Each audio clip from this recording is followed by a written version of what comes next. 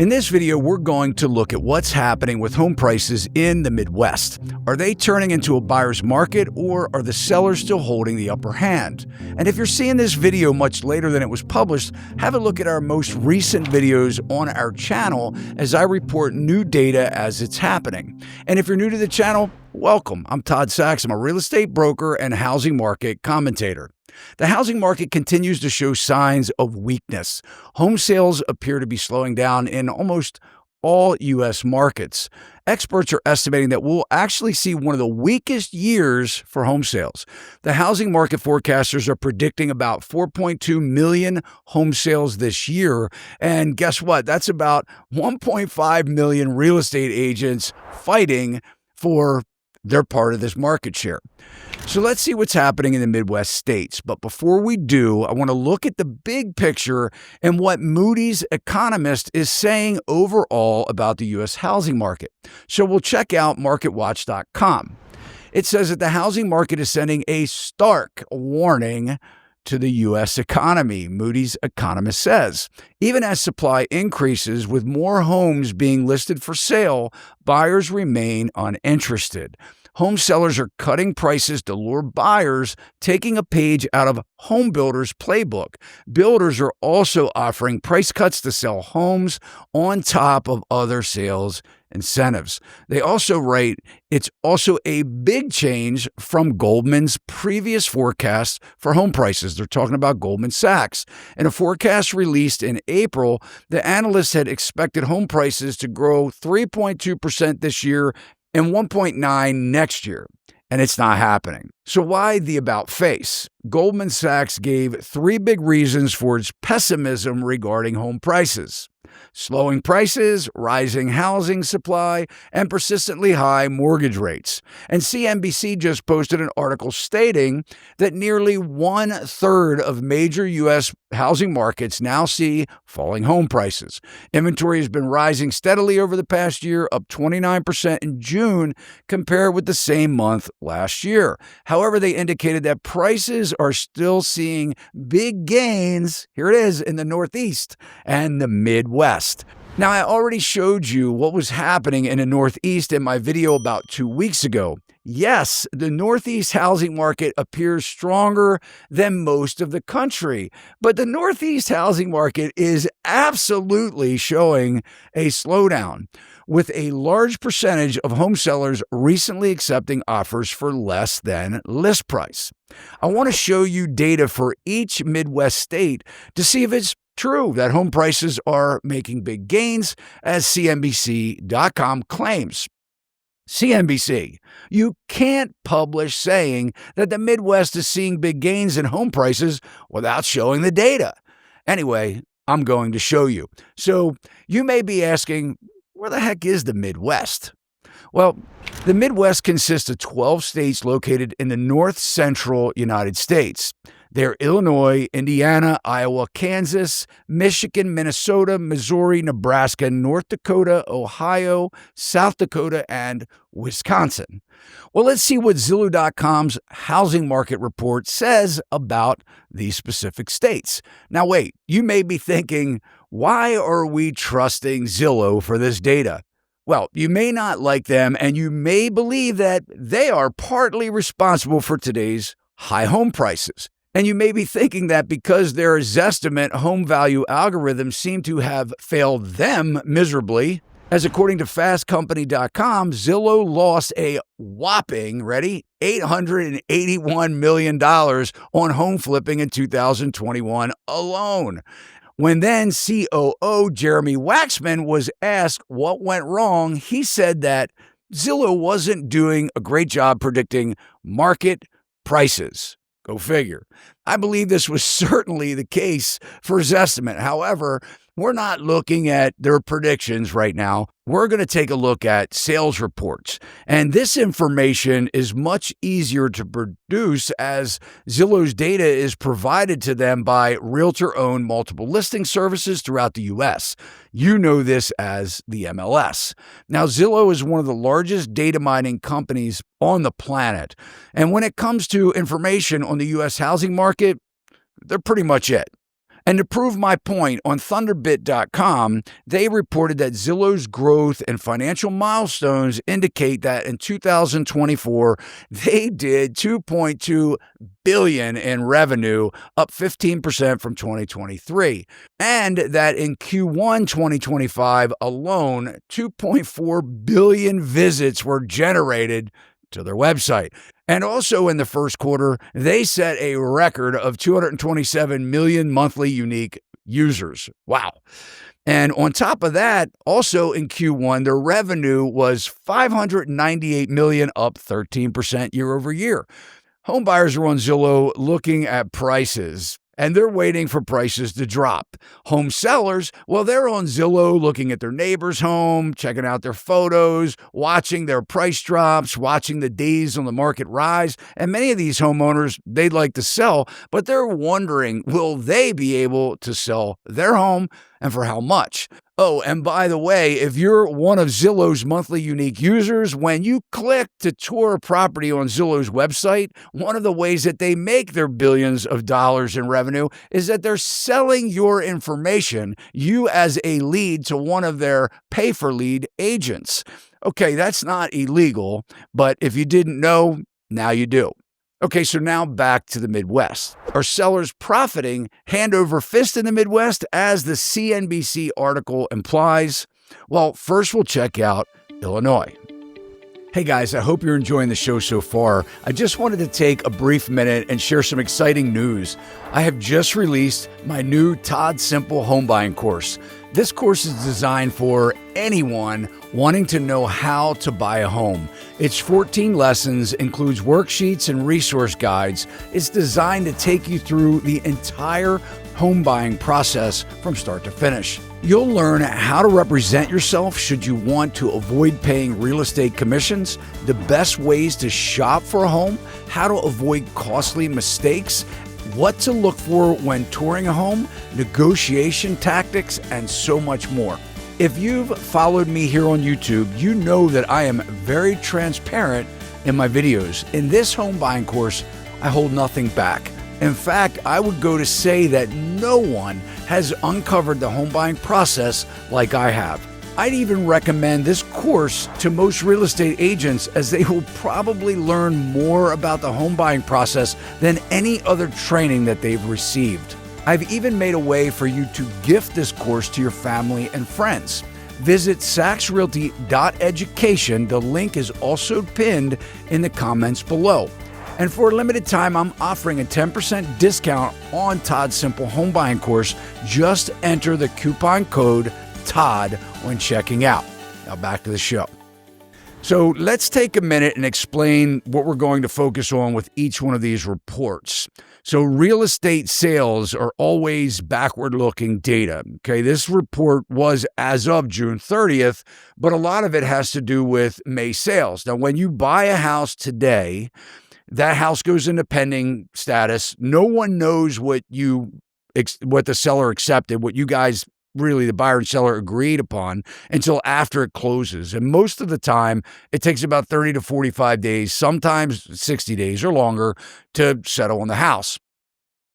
But what we're looking at is we're going to, as we dive into this data, and we can see here at a glance, Illinois housing market, it says it's up 3.5%.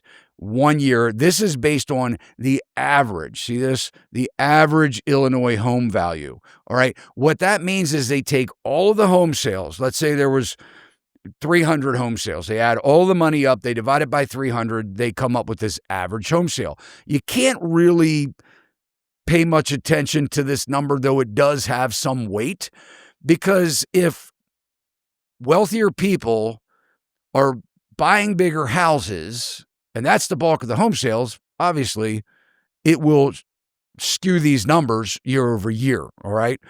So what we really want to focus on here as we drill down, we're going to go into this 1 year mark. We'll look at the 5-year trend. We'll stick with the 5-year trend. I think it shows a little bit more of the data here. But what we really want to look at here, okay, these top line numbers, inventory as of June 30th, but what I really want to focus on here, besides looking at this trend line, is that I want to focus that 43.2% in Illinois of the sales were sold under list price. The seller didn't get what they wanted. But we're paying attention really to the median days to pending, because that has a lot to do with it. And if you're a buyer and you're writing offers or you're checking out a home that you may want to buy, you need to know what are your percentages of getting it for under list price. And also, how many days does that home sit on the market on average? You may not run out day one if 8 days are the average. You may want the initial exuberance to get out of the way. But here's what I want to pay attention to.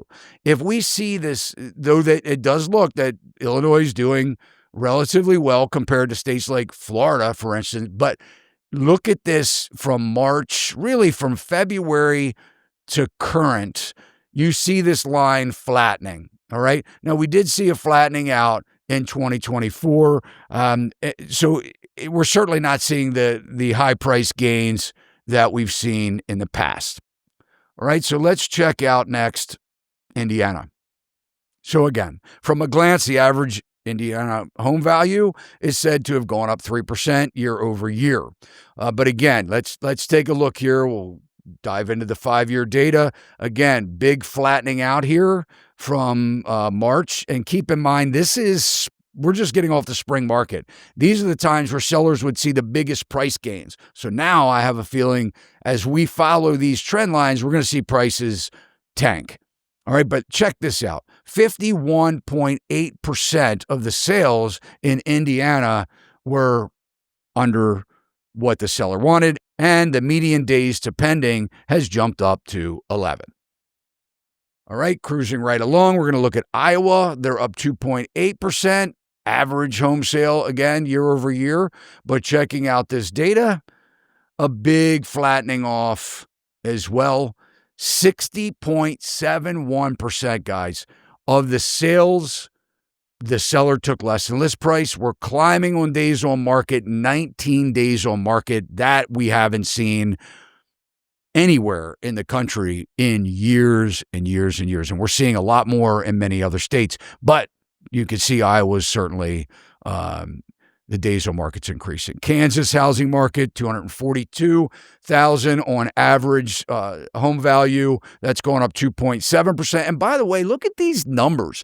I mean, where can you get an average home for 242,000? So it's not a surprise that we're looking at areas like Kansas and saying, well, okay, they're not tanking like Florida, but however, you could buy a nice house for $242,000. I mean, come on. Makes me want to go to Kansas. Oh, but check this out. Whoa, 41.9% of home sales were under list price. Only 8 days, the median days depending. But are the sellers in trouble here in Kansas? Look at this trend line. Click at the 5 years. You can see it even better. If we go to 1 year, look at that, folks. Okay. From just February, we're seeing a massive average price decline. Michigan, 2.5% up year over year, but still you could buy a house in Michigan for $262,317. Sign me up. 44.9% of sales sold under list price. Guys, this is where sellers have done at least one price reduction. So I think people are waking up. 5-year view, we have a flattening out. Let's check out the 1-year view. We're starting to see a little bit of a pickup in May. With maybe more sellers coming on the market, 13,170 new listings in June. And at the end of June, their inventory was 30,620 homes for sale. Cruising along to Minnesota here, 351,542 year over year, up 1.8%. 37.5% of sales under list price. We didn't see this, by the way, just a couple of years ago. Homes sold for all homes, just about. I mean, at least from what I'm familiar with, sold way over list price in hours. So we are seeing big declines. They're setting new neighborhood comps. Trends are going down. Sorry, CNBC, I'm not seeing your optimism. Minnesota here, you can see if we look at the 1 year, big price drop since February of 2025, almost a little over 2 weeks. Median days to pending, 37.5% sold less than list price. Missouri, 262,355 average home value, up 2.3% from 1 year ago. Again, look, we're seeing a dip here. Prices are coming down. We look at the 1 year, we can really see that from February, 46% under list price, sold under list price, 9 median days to pending. Nebraska up 2.3% year over year. Let's check out this chart here. The 1 year, little bit of a dip here up until May, and then we're starting to see a rise. 11 median days to pending, 48.8%, almost half of the sellers. And believe me, you're looking at sellers. We were coming off of 2 weak years. Sellers, yeah, they may be unrealistic still, but they're not as unreasonable as they were in 2022. And they're not getting what they want. 48.8% of them, no, sorry, you're getting less than your list price. North Dakota, up 4%. This is where we're seeing a little bit of an increase. It's kind of some conflicting data, but up 4%. Again, very inexpensive. But look at this. They're picking up momentum here. They're picking up some speed. Their prices do appear to be going up. But however, still 49.1% of them are taking less than list price. And the average home value is $684. I hear a lot in North Dakota. All right, so we'll move along to Ohio, up 3.4%. The average home value, $242,987. Here we can see it's flattening out. We look at the year view. They still did get a little bump up in May. 7 median days to pending. Again, 46.4% of sales under list price. And South Dakota, $319,984, up 2.2%. And here we're seeing a little downward trend. The pricing broke about April, and we're seeing a decline. 65.3%, guys, of the homes that have sold, the seller took less than list price. And then finally, we'll dive into Wisconsin. They say they're up 4% with an average home value of $330,342, 17 median days to pending, 40.4% sellers taking less than what they wanted. But you can see there is definitely a upward trend in Wisconsin. So you need to know, and we're going over this, this is kind of like a macro level, but you need to know what's happening specifically in a market that you're interested in buying. Obviously, you can search that yourself. You could just go into Zillow, Google search Zillow home values in a specific city. They'll have a report on it. It's very important because if you're just taking the real estate agent's word for, or an article like CNBC, you may think that overall the entire region is doing well and that it is not on some type of downward trend. You not only need to know what the trends are doing in specific markets, but you really have to pay attention to the average days on market or median days on market, and also the percentage of sales where the seller has accepted less than what they wanted. That is very important information when you're out home shopping. If you receive value from me today, please consider liking this video as it really helps the algorithm push out the video to others needing this type of information. And also please consider subscribing to our channel if you haven't already done so, and hit that alert bell so you know when we upload videos just like this. And the biggest compliment that you can give me would be to share this video with your family and friends. It helps us to continue to grow our amazing online community. See you next time. Sachs Realty, Maryland broker number 607720, office number 443-318-4514, equal housing opportunity.